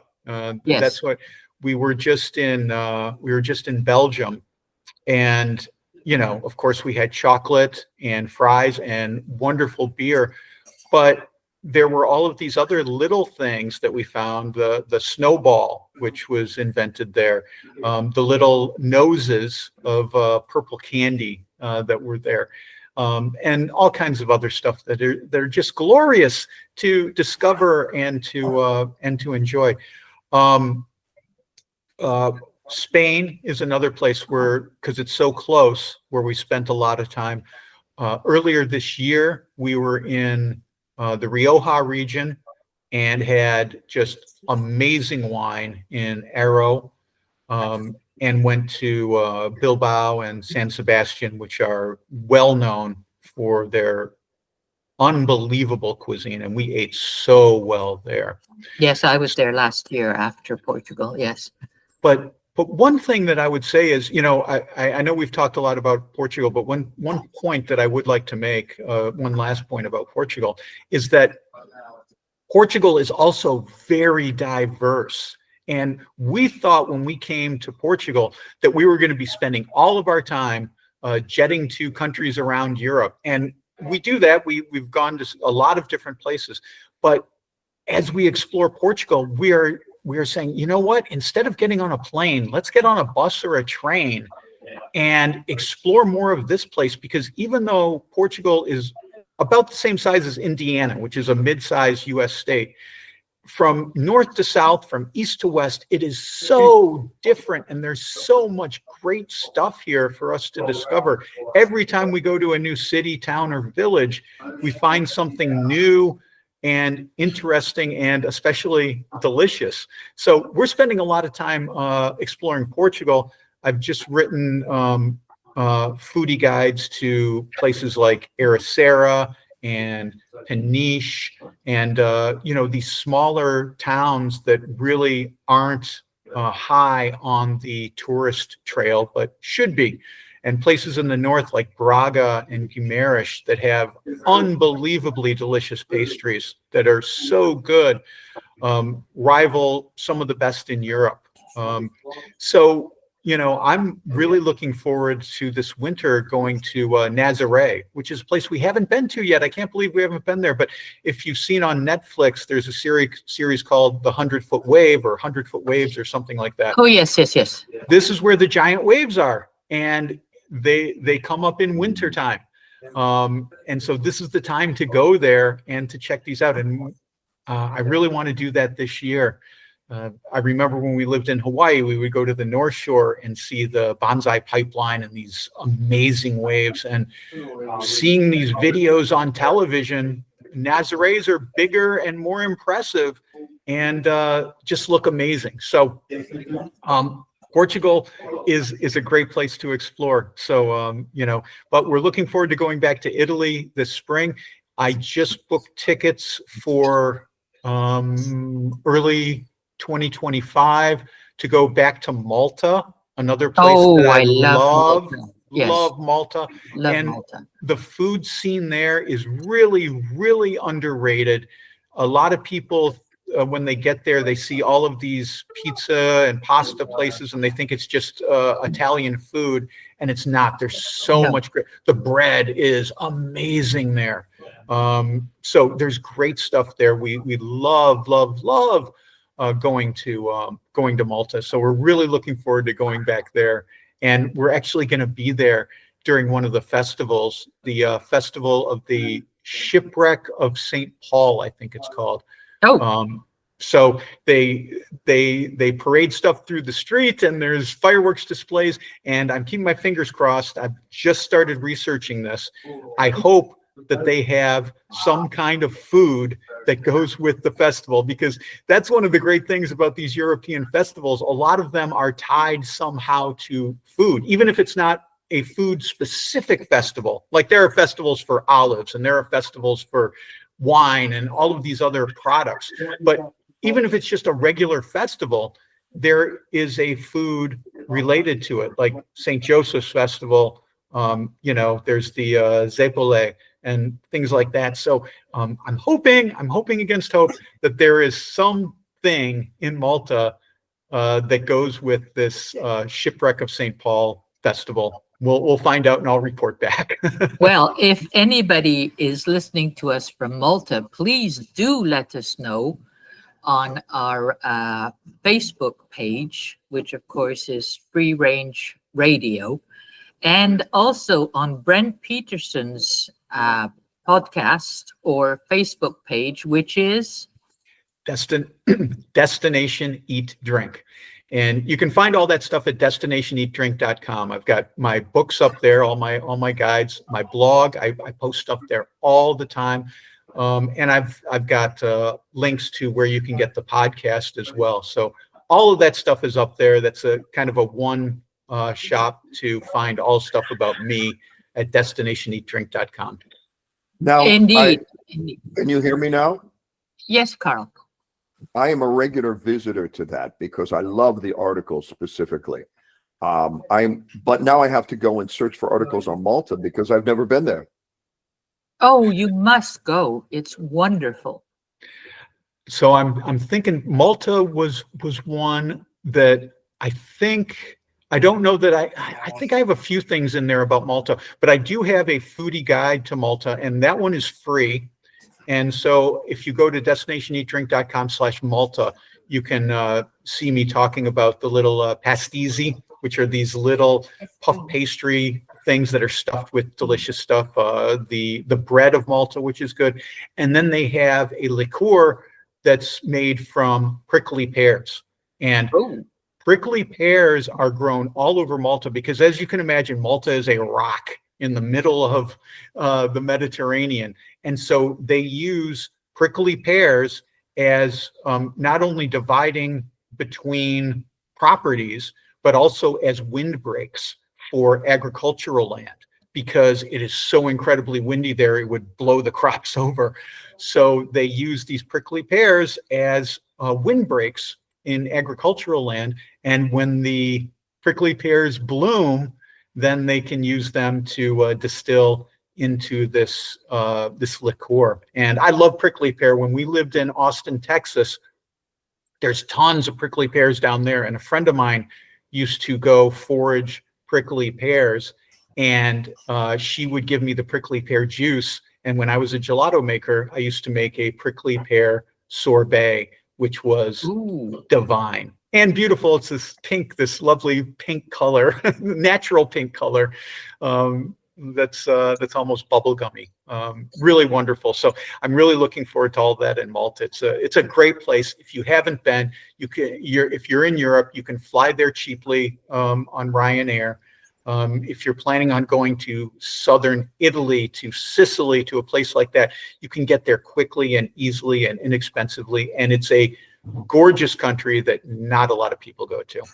Absolutely. I couldn't agree with you more. I wonder if they have prickly pear gelatos in Malta. I don't remember. I'm going to have to look for it. Indeed. And do let us know. Absolutely let us know. Yes. So again, it's Discovery, Eat, Drink.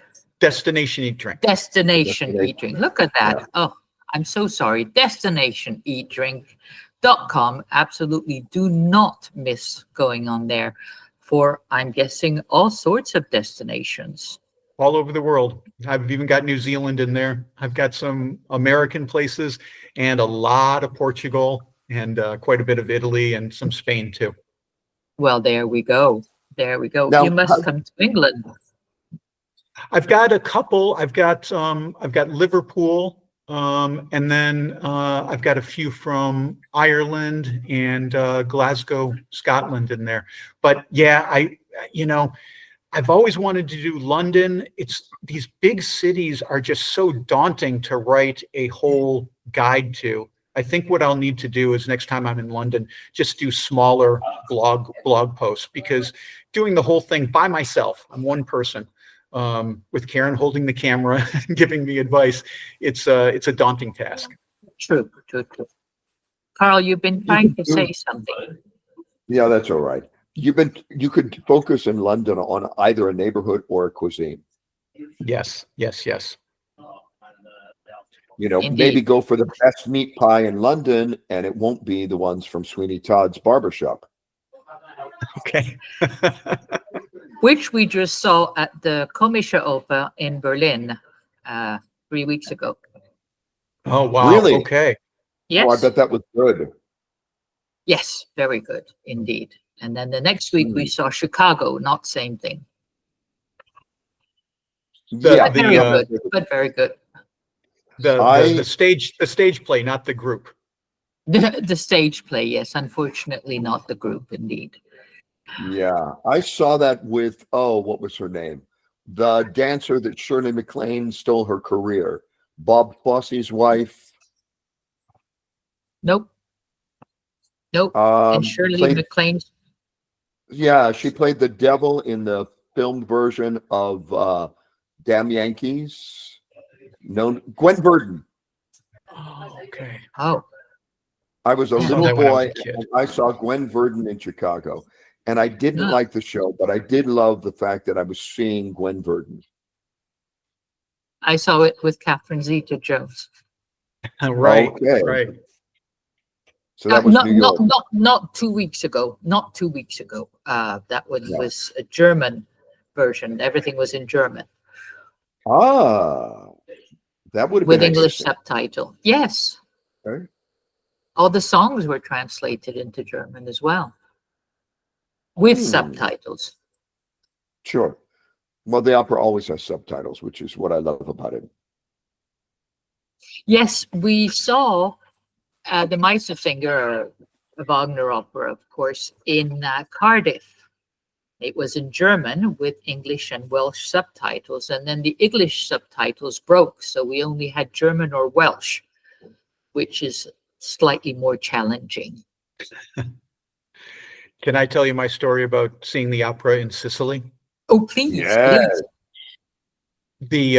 This was years ago, but the opera house in Palermo was closed for a long time, and it finally reopened, and we were in Palermo, and we walked up to get tickets. So I didn't know what the opera was. And we walked in and we watched the opera, and my Italian is kindergarten level at best. So I'm trying to follow along, but the opera is in French, so the subtitles are in Italian. And I'm kind of a little bit following along. And this opera goes on, and some, like every opera, some horrible stuff happens. This woman is raped and all these terrible things happen. And then the curtain goes down and I'm like, okay, intermission. 20 minutes later, the curtain comes back up and the woman who played the woman who got raped is getting married to this guy. Like the next scene is her getting married to him. And I'm like, what did I miss? What happened? How did it go from this to this? And I couldn't figure it out for the longest time.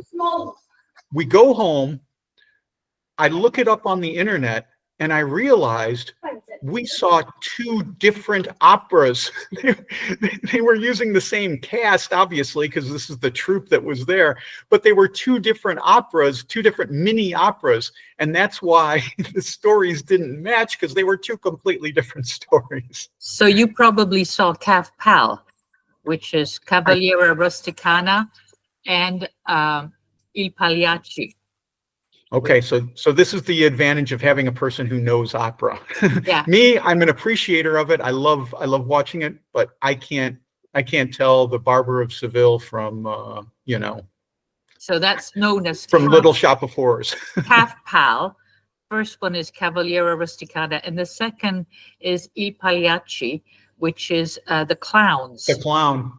Yes. So at the end, the husband who was cheated on, his wife cheated on him.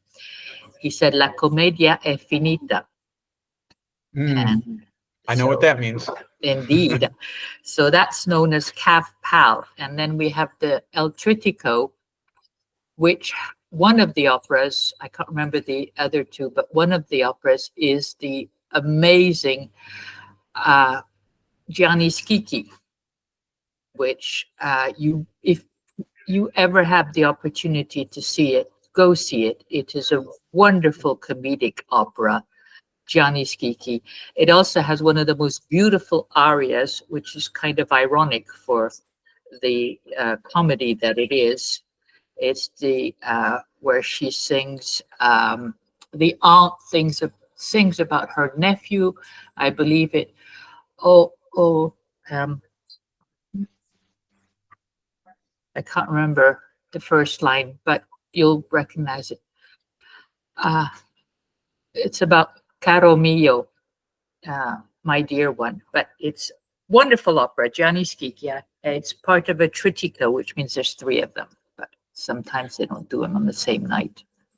My only knowledge of Pagliacci is an old Seinfeld episode from the 90s sitcom. They go to Pagliacci, and that's. See, this is the problem with the American education system. This is how we learn about things. Hey, I first learned about opera from The Rabbit of Seville, the Bugs Bunny cartoon. Oh, absolutely. Totally. Absolutely. You know? So did my kids. There's nothing wrong with that, because I went out and bought the Barber of Seville album after seeing that cartoon. And I'm not an opera maven like Natasha, but I do enjoy a good opera, except for Wagner, which she knows. She loves, I hate. Well, it's a little bit long. For political reasons, or you just don't like the music? I don't like the music. He's not a composer I like. I'm more, a Puccini guy. I like the lighter opera. I like the things that are, give me a good story, but don't weigh me down with German existential dread. In Lucca, in Italy, there is a Puccini museum, which I think was, if it wasn't his birthplace, it's where he lived and did a lot of his composing. And it has it's kind of one of these dusty old museums, but it has a lot of his artifacts, his glasses, and his lyrics and things like that. And we went there decades ago and loved it. But there's also a conservatory in Lucca, and we happened to be there. We saw some kids coming out of the conservatory with their instruments, and we said, well, let's walk up these steps and take a look inside. And we did, and they were having, I don't think it was a rehearsal. It looked like they were either trying out or performing for a grade or something like that. And we just sat in the back of the auditorium as the teachers watched one student after another parade through and play their cello and their violin and whatever instruments they had. And it was an experience I will never forget for as long as I live. And we wouldn't have done it if we hadn't have just been curious and walked into the school building that we certainly weren't invited into. Yes, indeed. That's you often get this if you walk into conservatories, you get wonderful music. As a matter of fact, the famous Stalag where they wanted to fly out of it in an airplane, which I can't remember now because my memory's going, is today right next to a conservatory. So it's kind of weird to walk around the stalag with beautiful music coming out. And Wow. I looked it up, and it's O mi bambino caro. Oh, mi bambino caro. And now it's going to rain for the next week in England. And I'd like to apologize to the English listeners. It started raining when I started singing. Anyway, that's from Johnny. Where Colditz. Stalag, the Colditz one. Okay. Where Winston Churchill's nephew. And do you know who else was a prisoner of Colditz? Ian Fleming. Oh, wow. James Bond. Yeah. You know, James Bond was actually, Ian Fleming was actually stationed in Portugal for part of World War II. And I think the first one, maybe Casino Royale, one of them was inspired by when he was staying in nearby Lisbon. There was a famous casino there, and Portugal was officially neutral in World War II. So there were spies just everywhere, littered throughout Lisbon and nearby Cascais and this area. And so when he was stationed here, the legend has it that he saw these spies and was inspired to come up with the James Bond, which may or may not be true. But what is true is that the George Lazenby movie, I think it's On Her Majesty's Secret Service, part of it was filmed right basically in our backyard in Setúbal, up in the hills of the nature reserve. The final climactic scene. Oh, yes. And spoiler alert, the wife gets killed. That was filmed right up in the hills behind where I'm sitting right now, which I didn't know when we moved here, but it's a fascinating little piece of Portuguese history, film history. Absolutely, because, of course, James Bond is a widower and has been for years and years and years. Yes, so for the trivia people out there, James Bond is a widower, not a single man. That's well, right. he's single now that he is a widower. I have never seen a James Bond film. I have read, I think, all of the books, but never seen a single James Bond movie. Wow, what's your objection, Carl? You I just have think no it won't be as objection. good as the book? I never did it. I rarely see any movies. I'm really bad at movies. I go to opera. I go to theater. I read books. Movies, I figure when I'm 90, they'll put a chip in my brain and I can watch them all. Okay.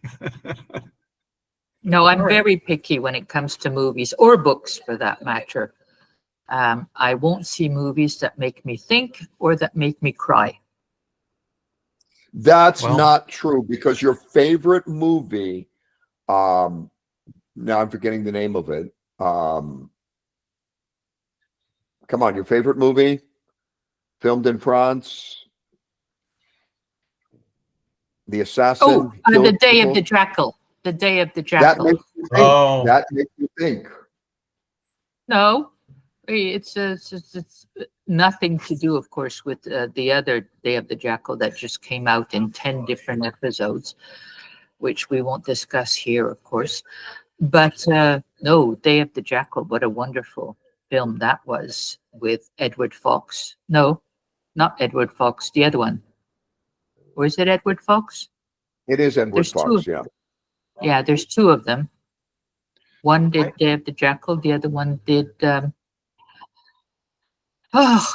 you know what? I'm going to give up talking because I can't remember anything. I'm total waste I of saw space. the TV series that you don't want to discuss, and I have to say, despite the fact that the leading man looks a lot like a rat, it was very well done. You mean Eddie Redmayne.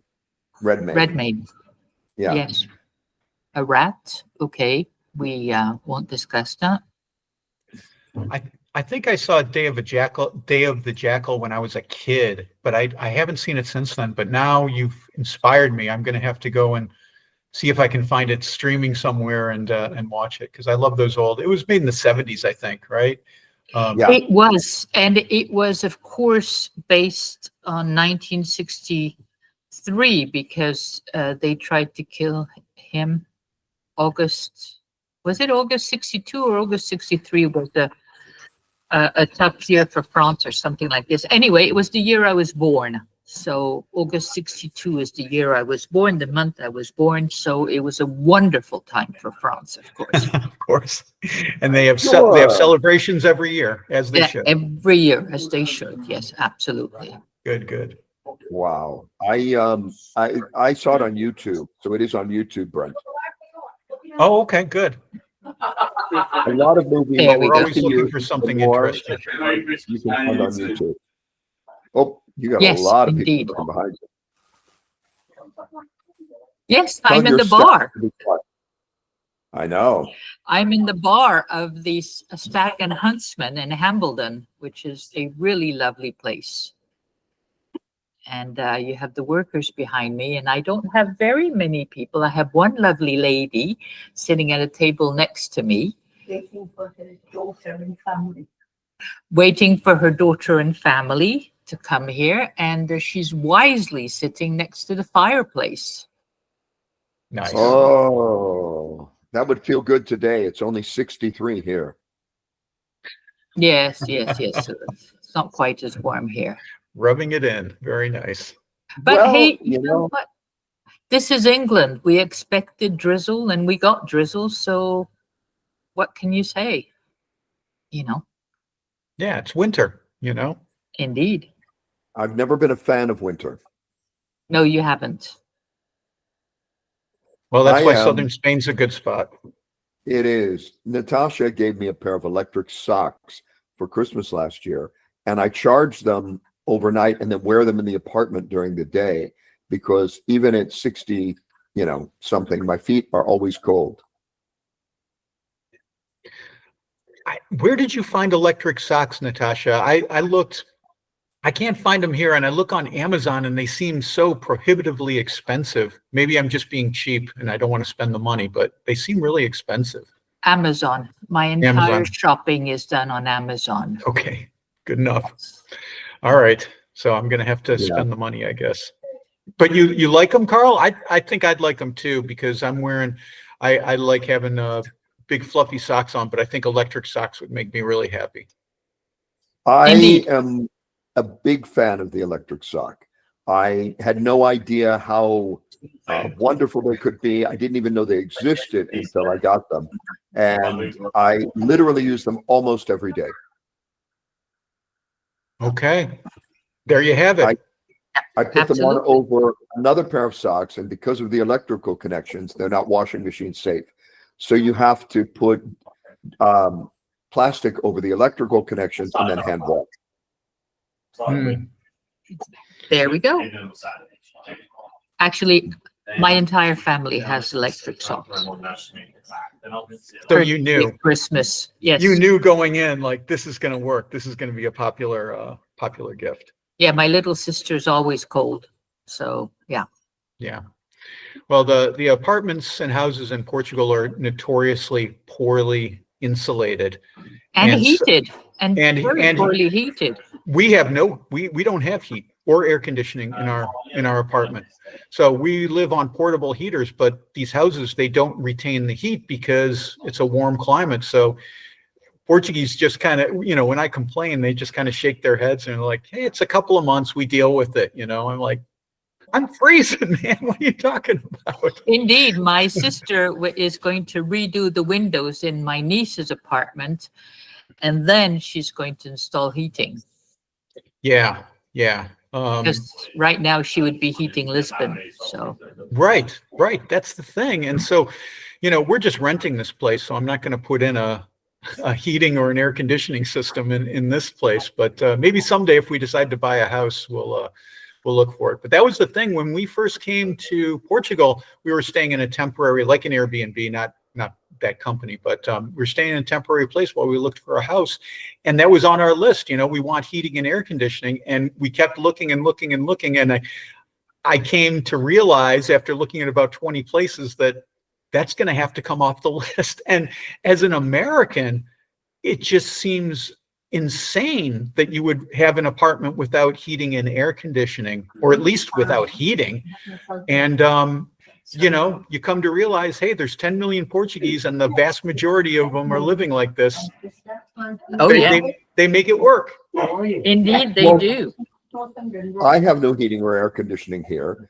And it's not a problem for me, but it did surprise me when I visited the Philippines, which gets very, very hot. They tend not to have any air conditioning either. Yes. I can't imagine in the Philippines with the heat and the humidity. Oh, I would melt. I like heat and humidity. Those are my two favorite things. So I don't melt, I thrive. I was running around on a bicycle, walking everywhere, getting in the back of these tuk-tuks. I love heat and humidity. Oh, pardon me. We have 2 minutes left, people. So Yes. Okay. Goodbye. So again, I would like to remind everyone that on Facebook, we are on Free Range Expat Radio. Where's my, there. Free Range Expat Radio with a lovely picture of Carl. And here you have all the info as to our other like Free Range Radio Berlin for our Facebook page, etc., so on and so forth. And Brent himself is at destinationeatdrink.com. You see, yes. I remembered. Very good, Natasha. Yes, you can find everything there: the podcast, the website, and the blog. It's all right there. The YouTube channel. There's a lot of aspects to it. So I just want to say thank you so much for inviting me. This has been a delightful and far-reaching conversation that we've had, and it's been a lot of fun. I've really enjoyed myself. I hope people will find something of value from what we've discussed today. Absolutely. I will immediately send all your information to my sister. Oh, very good. There we go. Yes, Carl. Oh, do we have Carl? It's somehow fitting that the conversation ends with Carl being disconnected. It's a lovely smile, but that's all we're getting from Carl. So unless we don't get Carl very soon, thank you, Brent, for joining us. And of course, you can join us again whenever you would like. Thank you, Carl, for organizing everything. And do speak. That would be lovely. And I guess from me, Natasha, and Carl Wilder,